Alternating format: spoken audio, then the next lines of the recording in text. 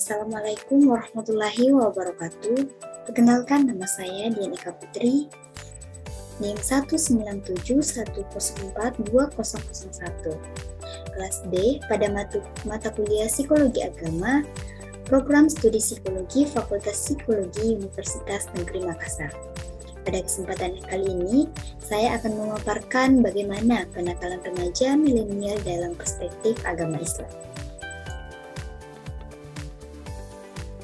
Sebelum itu, kita harus ketahui terlebih dahulu definisi dari remaja.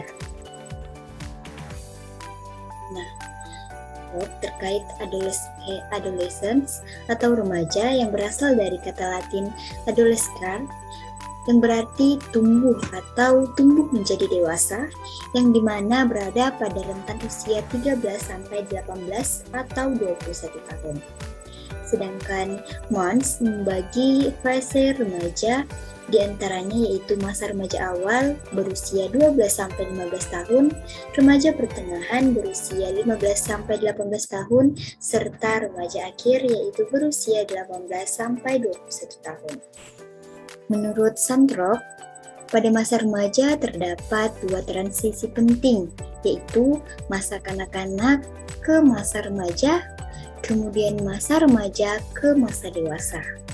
Nah, masa transisi ini melibatkan beberapa perubahan, antara lain perubahan biologis, perubahan kognitif, dan perubahan emosional.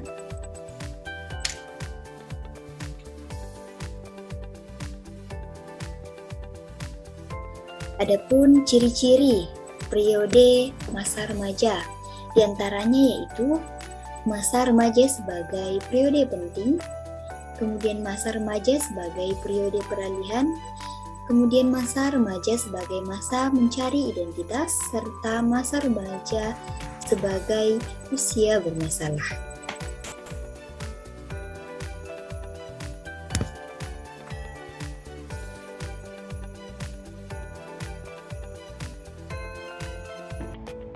Adapun fenomena kenakalan pada remaja milenial, di mana perkembangan zaman dan teknologi yang semakin canggih di era global ini memunculkan banyak permasalahan dalam masyarakat, khususnya masalah kenakalan pada remaja. Nah, kenakalan remaja merupakan perbuatan, kejahatan, ataupun pelanggaran yang dilakukan oleh anak remaja yang bersifat melawan hukum, antisosial, dan menyalahkan norma-norma agama atau perilaku yang dianggap ilegal. Sedangkan secara psikologis, kenakalan remaja ini merupakan wujud dari konflik-konflik yang tidak terselesaikan dengan baik pada masa kanak-kanak maupun remaja itu sendiri.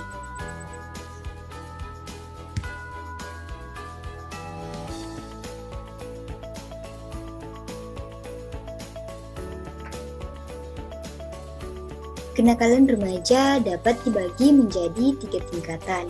Yang pertama yaitu kenakalan biasa. Nah, kenakalan ini seperti suka berantem, kemudian suka keluyuran, membolos sekolah, dan yang lain-lain.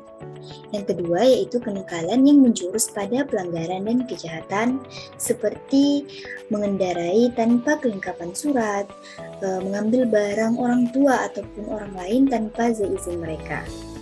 Dan yang terakhir yaitu kenakalan khusus. Nah, kenakalan khusus ini seperti penyalahgunaan narkoba, hubungan seks bebas, ataupun pencurian.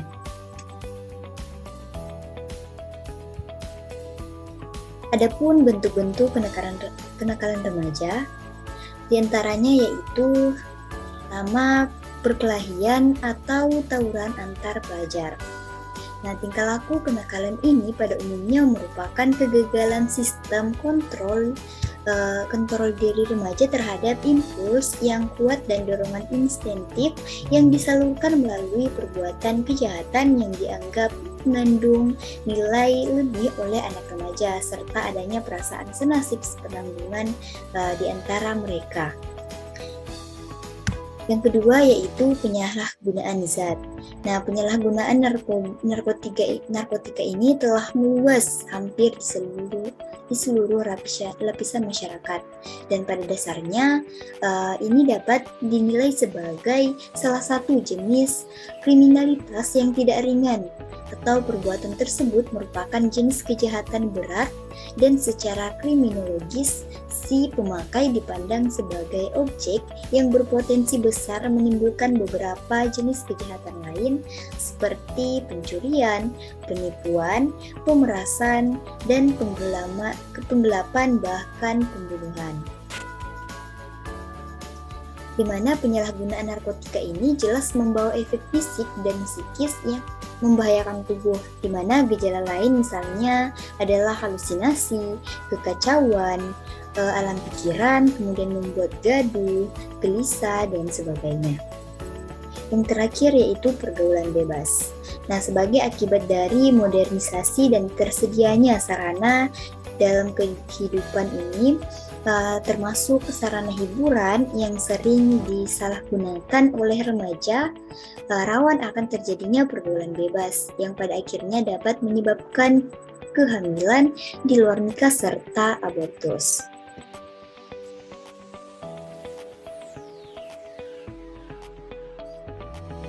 Adapun penyebab terjadinya kenakalan remaja di era milenial ini, ada dua faktor. Yang pertama, faktor keluarga. Nah, keluarga ini merupakan lingkungan pertama dan utama dalam mendidik anak. Kenakalan remaja dapat ditimbulkan dari pola asuh orang tua, kurangnya pengawasan orang tua, ketidakpahaman orang tua dan dalam meletakkan dasar-dasar pendidikan, ketidakharmonisan dalam keluarga seperti perceraian, kekerasan dalam rumah tangga, maupun himpitan ekonomi.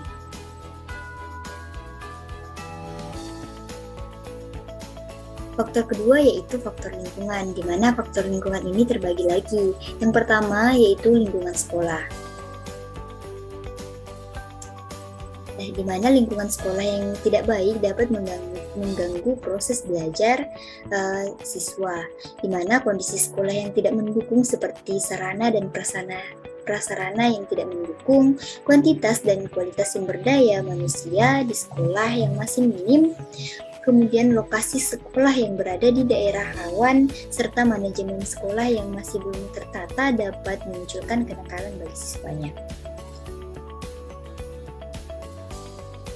Faktor lingkungan kedua yaitu lingkungan masyarakat. Nah, lingkungan masyarakat yang dapat memunculkan kenakalan remaja antara lain kondisi lingkungan sosial yang tidak sehat dan tidak kondusif.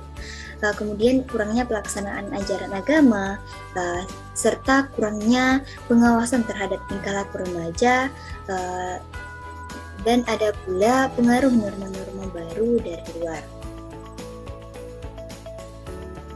Yang ketiga yaitu faktor teknologi dan pertentangan norma, di mana berkembangnya teknologi yang semakin canggih ini dapat mempermudah remaja dalam mengakses informasi dari luar, termasuk informasi terkait dengan budaya dan norma-norma yang seringkali bertentangan dengan agama. Pertentangan antara norma yang dianut remaja dengan norma yang berlaku atau norma yang didapatkan remaja dari teknologi itu dapat menjadi sumber kenakalan remaja.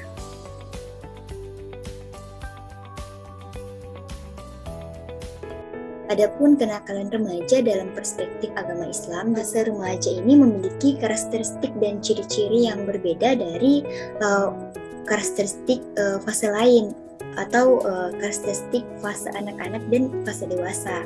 Setiap fase memiliki kondisi-kondisi dan tuntutan yang khas bagi masing-masing individu. Oleh karena itu, kemampuan individu untuk bersikap dan bertindak dalam menghadapi suatu keadaan yang berbeda dari satu fase ke fase lain berbeda. Hal ini tak jelas ketika seorang atau individu mengekspresikan emosinya. Nah, sebagaimana firman Allah dalam surah Ar-Rum ayat 54 yang artinya Allah dialah yang menciptakan kamu dari keadaan lemah, kemudian menjadikan kamu sesudah keadaan lemah itu menjadi kuat, kemudian Dia menjadikan kamu sesudah kuat itu lemah kembali dan beruban. Dia menciptakan apa yang dikehendakinya dan dialah yang maha mengetahui lagi maha kuasa. Nah, masa remaja yang rentan terhadap berbagai masalah seringkali menjadikan remaja lebih mudah terbawa emosi, sehingga bentuk penyelesaian masalahnya ini hanya sebagai pelarian sesaat. Lalu kemampuan remaja bersikap positif dalam menjalani masa-masa gejolak tidak lepas dari kontribusi lingkungan di mana remaja berkembang. Solusi dari fenomena kenakalan remaja ini dalam perspektif Islam yang dipaparkan oleh Kurniati 2016, diantaranya yaitu menanamkan nilai agama pada anak. Nah, perlu kita ketahui bahwa adapun faktor-faktor yang mempengaruhi perkembangan keagamaan pada remaja ini, diantaranya yaitu pertama faktor internal atau faktor dari dalam diri remaja itu sendiri, seperti perkembangan rohani, jasmani, meliputi pertumbuhan pikiran dan mental, perkembangan perasaan, pertimbangan sosial, serta perkembangan moral.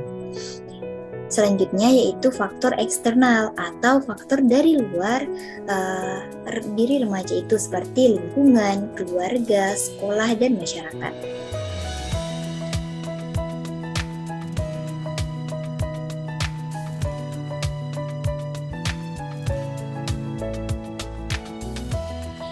Penanaman nilai agama pada anak maupun remaja ini harus diutamakan, di mana nilai agama mengandung nilai moral, etik, dan pedoman hidup sehat yang universal dan bersifat abadi. Kemudian orang tua mempunyai tanggung jawab besar terhadap pembinaan, bimbingan, penghargaan, serta potensi yang dimiliki anak agar mereka dapat berfungsi sebagaimana mestinya, atau dengan kata lain, keagamaan pada diri anak atau remaja ini dapat terarah sehingga ketika dewasa kelak mereka dapat menjadi orang-orang yang berilmu dan beriman. Kemudian perlu kita ketahui juga bagaimana sih penghayatan remaja terkait keagamaannya. Nah, ada untuk penghayatan remaja ini ada dua, ada pada masa remaja awal, yaitu pada saat 12 sampai 18 tahun, di mana remaja ini cenderung memiliki sikap negatif karena masih memiliki pikiran kritis serta masih meragukan agama. Kemudian remaja memiliki pemikiran ketuhanan yang masih kacau, serta penghayatan rohani remaja ini cenderung diliputi kewaspadaan atau kewaswasan. Kemudian untuk masa remaja akhir, di mana pada masa remaja akhir ini sudah kembali ke sikap pada umumnya ke arah yang lebih positif dengan tercapainya kedewasaan intelektualnya. Kemudian remaja memiliki pandangan ketuhanan yang dipahami sesuai dengan konteks agama yang diyakini, serta penghayatan rohani pada remaja pada fase ini kembali tenang setelah melalui proses identifikasi serta dapat membedakan kebenaran akan ajaran agama yang dipilihnya. Selanjutnya yaitu memberikan pendidikan kepada anak. Pendidikan itu sendiri harus dilakukan sedini mungkin, baik itu di rumah maupun di sekolah, baik itu formal di institusi pendidikan maupun non-formal di lingkungan masyarakat. Melalui pendidikan ini, anak akan mempunyai pengetahuan yang lebih luas dan sebagai bekal dalam perkembangan selanjutnya.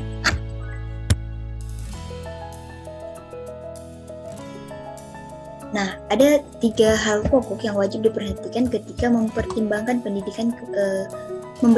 pendidikan kepada anak atau remaja, yaitu aspek afektif, kemudian ada aspek kognitif, serta kita harus mempertimbangkan aspek psikomotoriknya.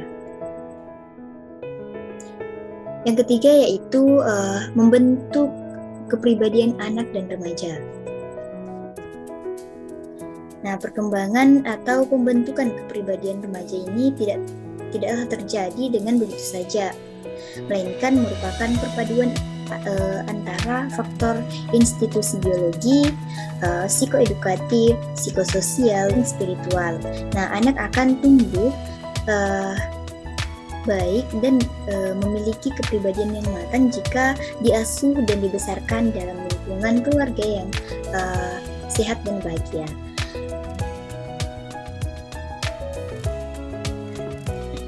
Kemudian yang terakhir yaitu pemberian nasihat yang baik atau muizah hasanah. Nah, kunci yang dapat membuka pintu hati adalah muizah hasanah. Hal ini dikarenakan hati yang tersirami oleh muizah hasanah akan merasakan nikmatnya kedamaian dan ketenangan. Untuk itu, dalam memberikan nasihat terutama pada remaja, sebagai orang tua harus mengetahui kondisi remaja secara fisik, psikologis, serta waktu yang tepat sehingga tidak menimbulkan suatu kejenuhan. Baik, inilah referensi yang saya gunakan dalam menyusun materi ini.